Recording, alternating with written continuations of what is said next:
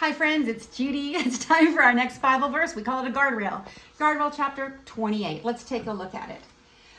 He who began a good work in you will carry it on to completion. What a great promise. Say it with me. He who began a good work in you will carry it on to completion. Philippians chapter 1 verse 6. So right here inside the guardrail, we'll remember that. It's our guardrail 28. Now, how are we going to remember where it's found? Philippians, well, look at this one piece of coal. When you flip it over a long period of time, it becomes a diamond. I want my life to be a diamond. I want to be a completed diamond. So that one piece of coal is flipping 6 times. That flip, again, that flip is the book of Philippians. 1, 2, 3, 4, 5, 6. 1, 2, 3, 4, 5, 6. Start the flip. 1, 2, 3, 4, 5, 6. It's flipped over and becomes a beautiful diamond. So the clue, when you see that red arrow flipping, that's the book of Philippians. That's kind of fun to remember. The coal is flipping over and over again over time. It's going to take time to become a diamond. So I love this song because it reminds me of this little light of mine. I want to be a light for God. He who began a good work in you will carry it on to completion. Let's try it. Ready? He who began a good work in you will carry it on to completion. He who began a good work in you will carry it on to completion.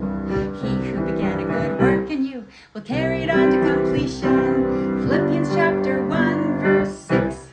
Philippians chapter 1 verse 6. He who began a good work in you will carry it on to completion.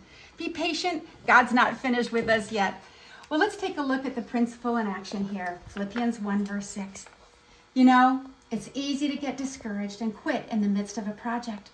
But if God gives you an assignment, trust God to help you complete it.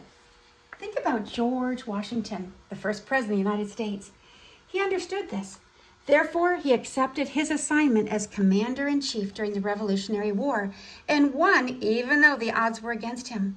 The British had more troops, better ships, and more money. Washington's army lacked food, clothing, and ammunition. And only 1/3 of the colonists supported him.